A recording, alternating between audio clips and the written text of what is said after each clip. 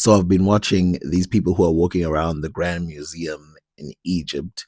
And the interesting thing is how much more we can see now that is on display, and how much more it makes me believe what I already believed about ancient Egypt. And in fact, some things that seemed like they were more settled are starting to get slightly moved a little bit. I mean, look at this person right here.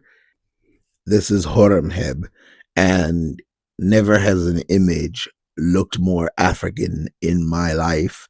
This is one of those that are undeniable, and I like the fact that with the shadows you can sort of tell which angle this image was taken from.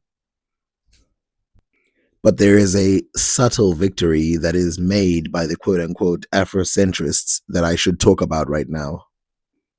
And it's the popularization of this word, kumat or kemet. The word kemet, which I'll use that, it's easier to say it. The word kemet is one of those words that Egyptologists knew about, but they didn't really care about because, of course, there are many words that the ancient Egyptians used to describe the land of Egypt or even the Egyptian people as a collective. By the way, the word collective here is a very important one. The philologist Irving Finkel, basically ancient linguist, Irving Finkel, who studies the language of the Assyrians and other ancient peoples, especially related to those regions, said that ancient writings, especially in China, Egypt, and Assyria, they had one thing in common, and that their words, or how they put their words together, are basically puns. But I'll get back to that.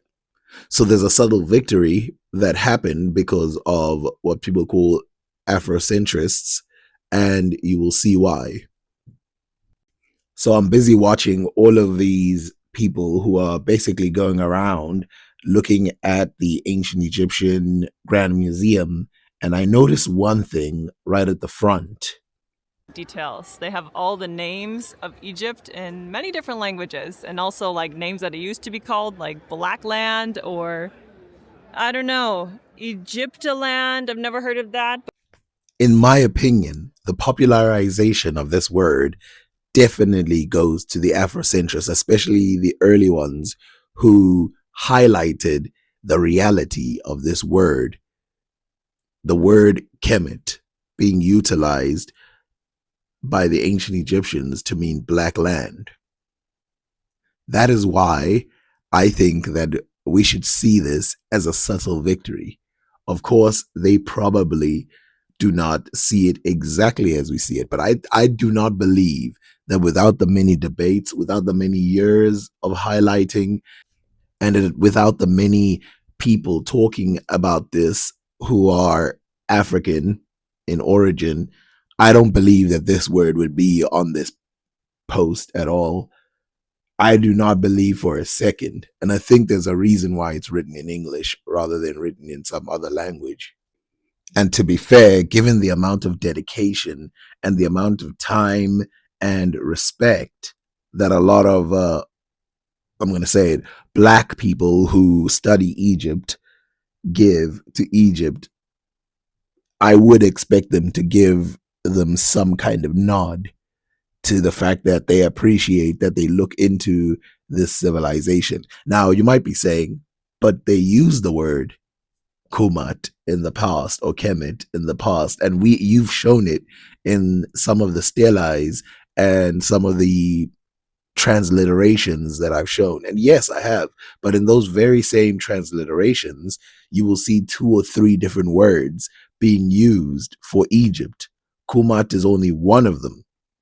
And the word Kumat, as I mentioned earlier, has many reasons why it was used in those steles or in those writings. Now, of course, I think they did a good job in creating this museum outside of just everything. But I think the thing that I like the most is that they put Ramses the second right in the middle, and I can't wait for his DNA to come out because we all know that Ramses the third's DNA matched up with West Africans, which I just love that putting a sort of wedge through the door, leaving space for doubt. Now I have to go back to this, and I'm so glad that the person I watched actually took the picture of this or the video. And this has a lot of actual pharaohs' names on it.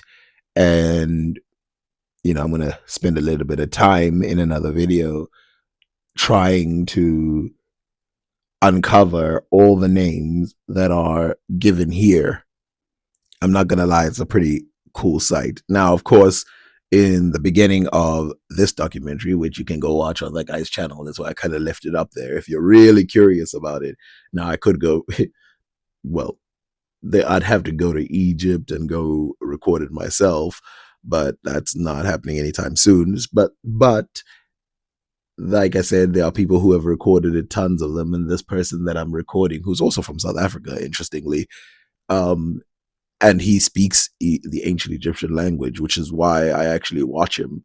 He is a little bit, biased, but he believes in the mixed race theory of the ancient Egyptians. He doesn't believe that they were like some pure white people or whatever, although he does say some weird stuff about redheads in ancient Egypt.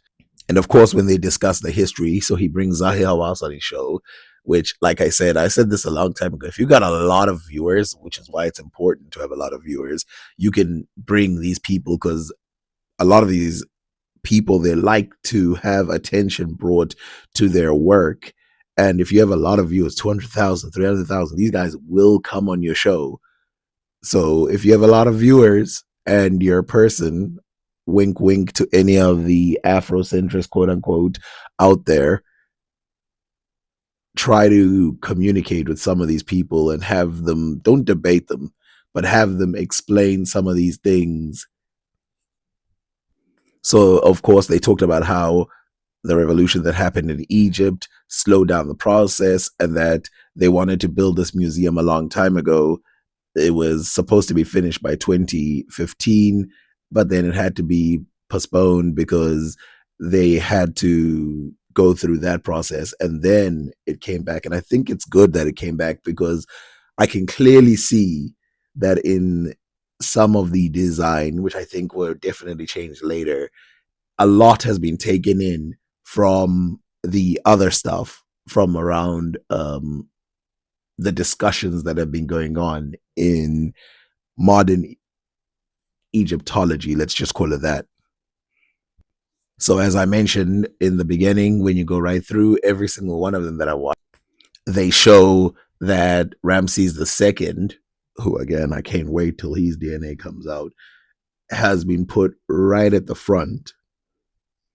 Opening day, it is extremely crowded in here. The first artifact you notice when you walk in is this 3,200-year-old statue of King Ramses II. So the other fascinating thing that I saw was the staircase of pharaohs, in which the higher you go in the staircase, the more dynasties are revealed to you. And that is where I sort of pause that picture of that pharaoh who, obviously, I mean, again, we all know what the ancient Egyptians look like. It's a fascinating thing, in my opinion, which is what brings me back to this word kemet. So we've had many discussions between not necessarily myself, but many people about this word kemet and what is its true meaning.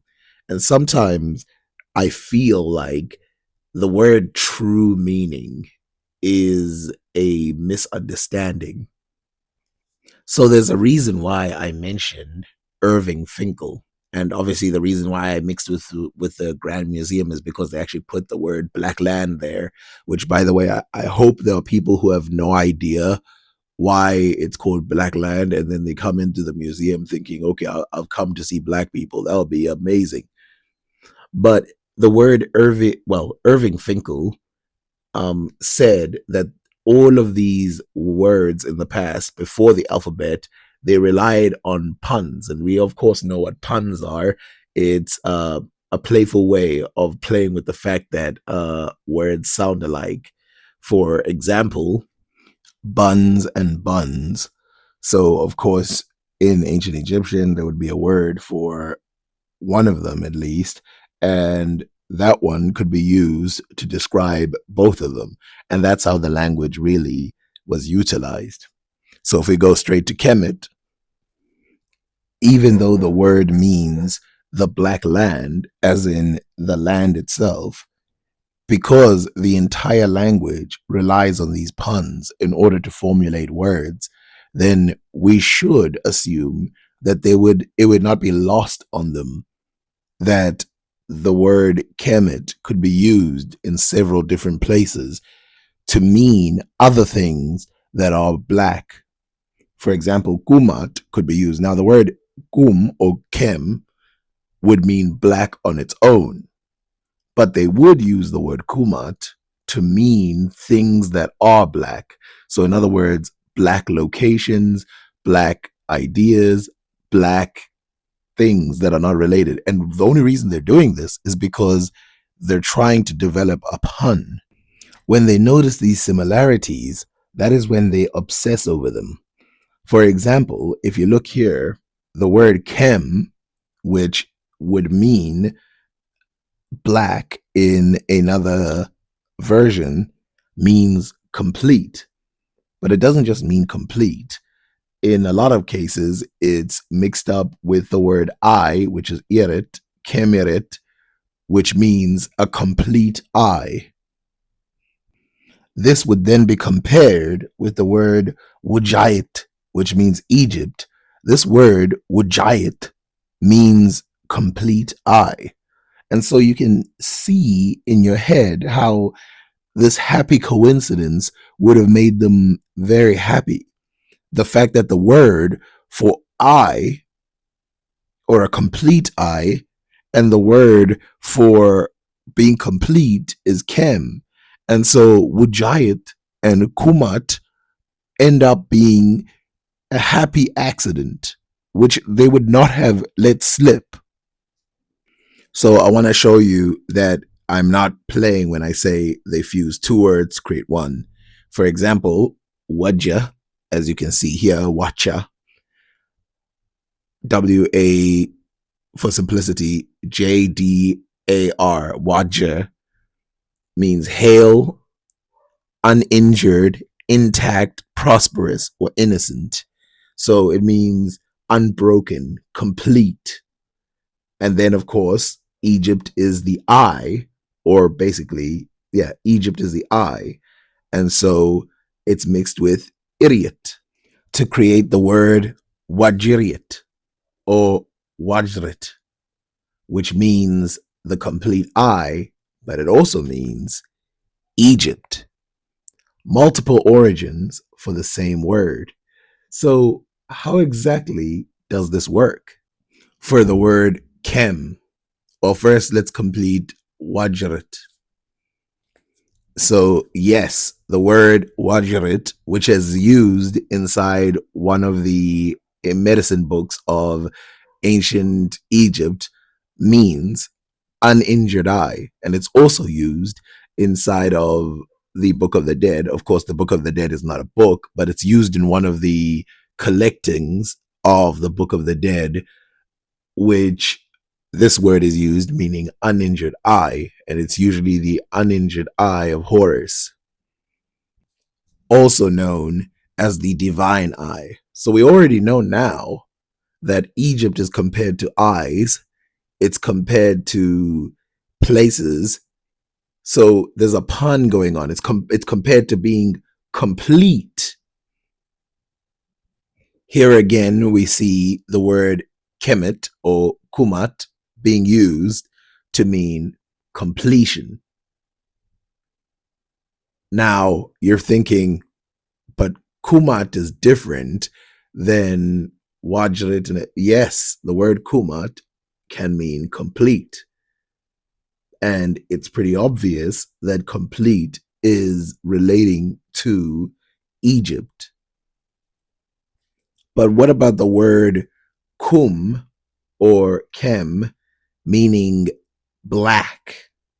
Well, again, the word kumat could mean the holy herd, which is the black cattle. So the word kumat relating to the country, you can see that in the word, well, in the actual cattle themselves, there is nothing that would force you to do anything about them being holy just because they're black. But because the word kum is considered holy because it relates to the land kumat, then the word itself is then related to anything black within the country, which is then considered holy because the color black is holy. This includes the people, but we haven't got there yet.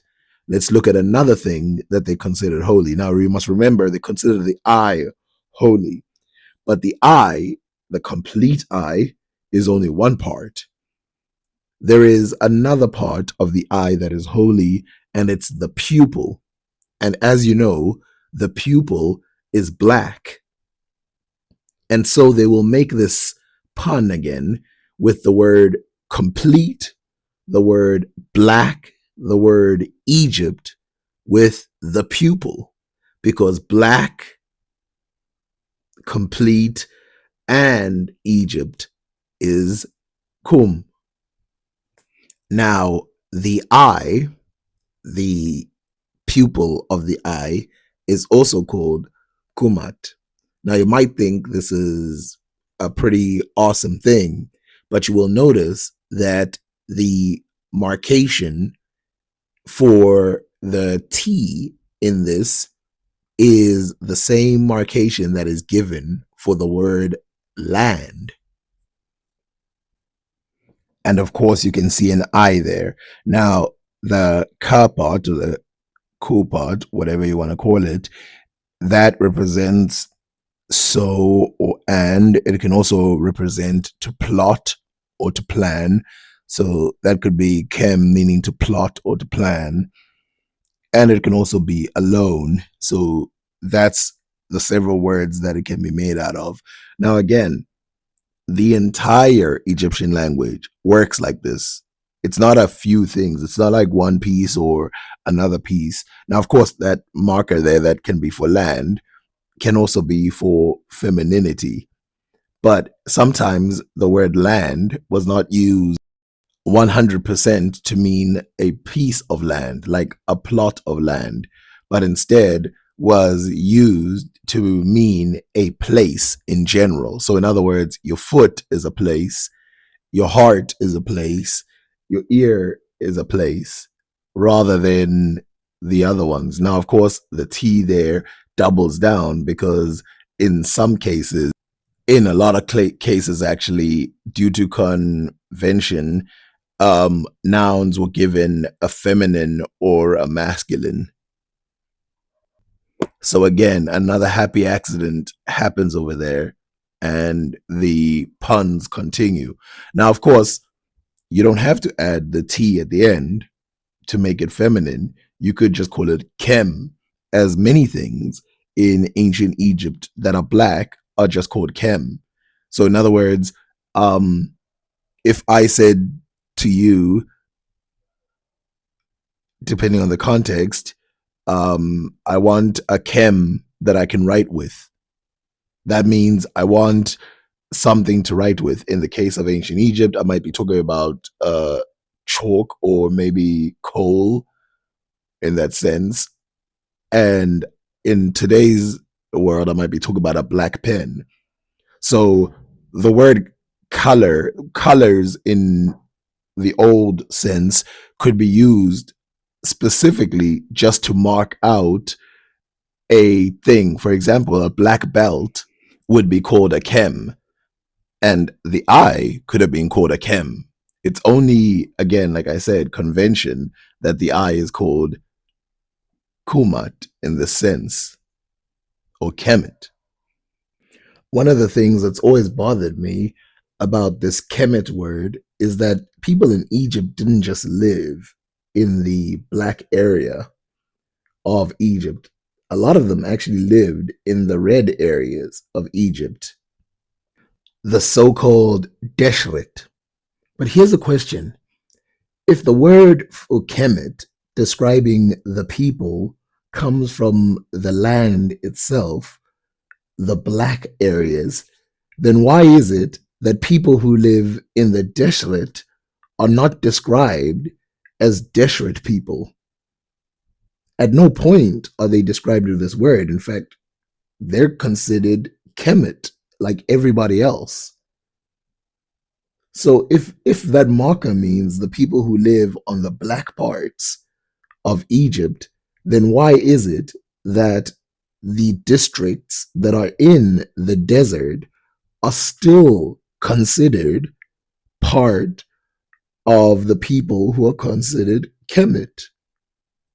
Now, of course, I've discussed some of these people who lived in the desert, which some of them were quote unquote Nubians. They were considered blacker than the rest of the people in Egypt because they, in the drawings, we see it, whatever, but they are considered the people who are closely related to the Cushites, the Medjay, and several other groups as well.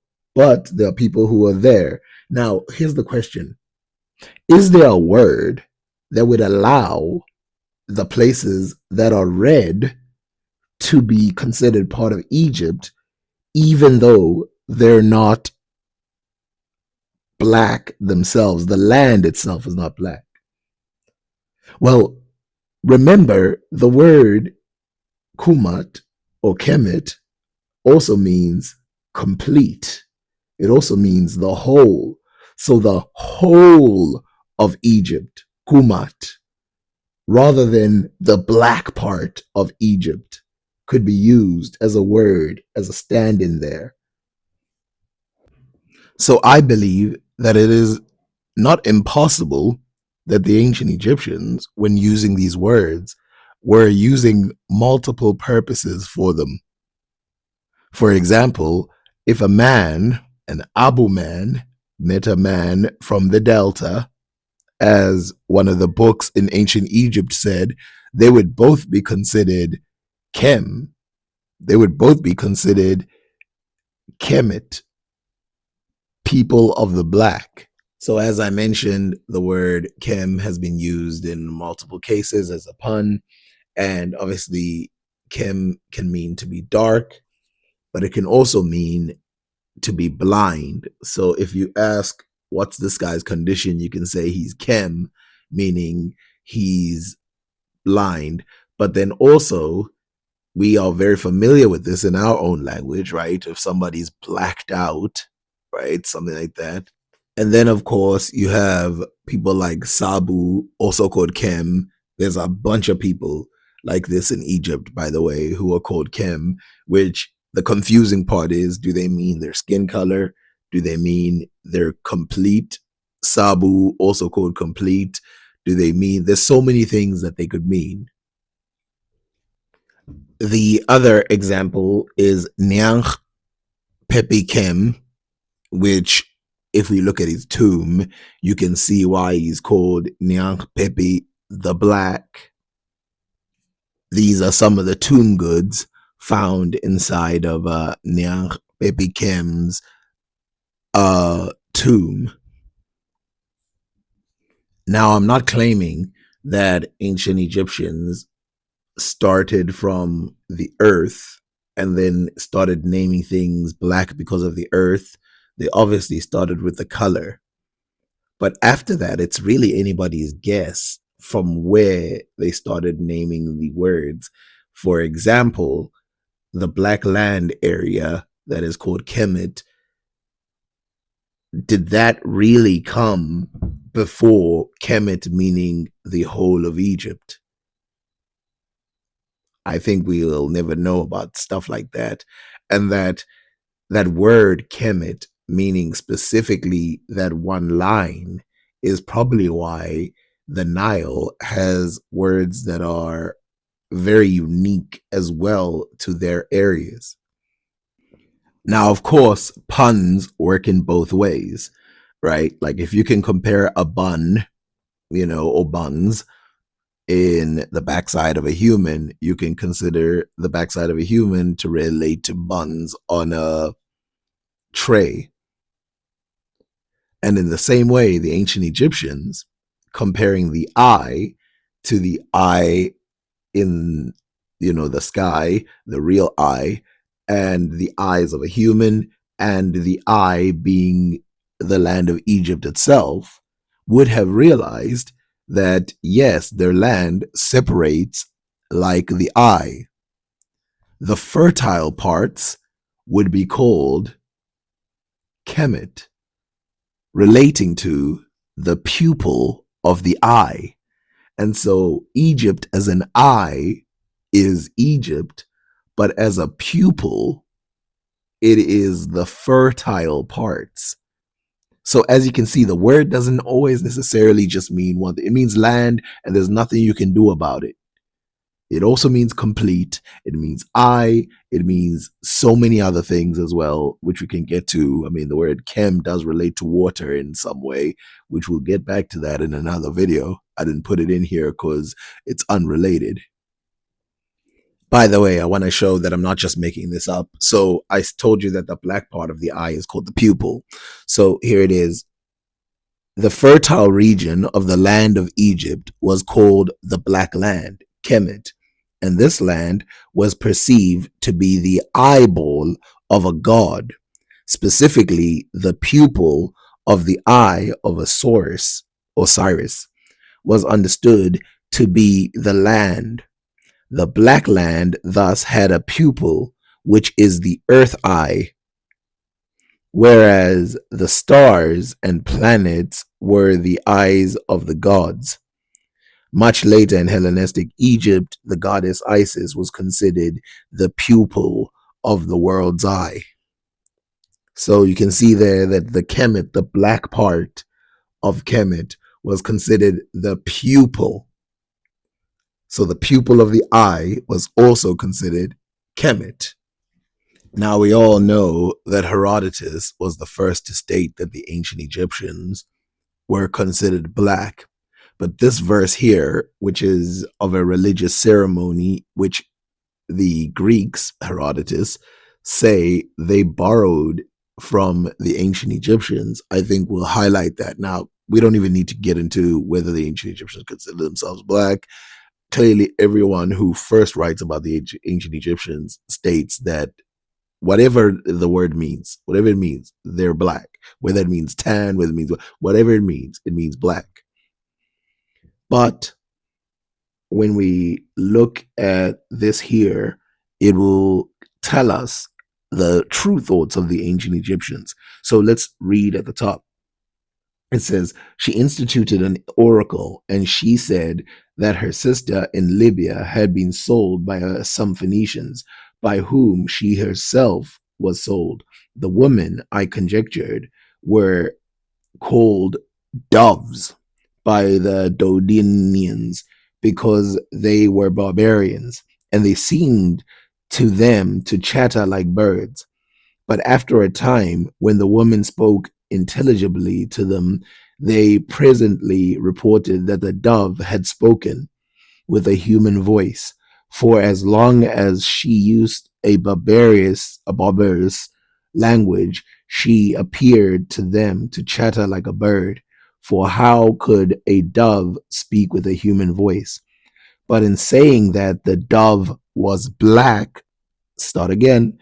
But in saying that the dove was black, they show that the woman was an Egyptian.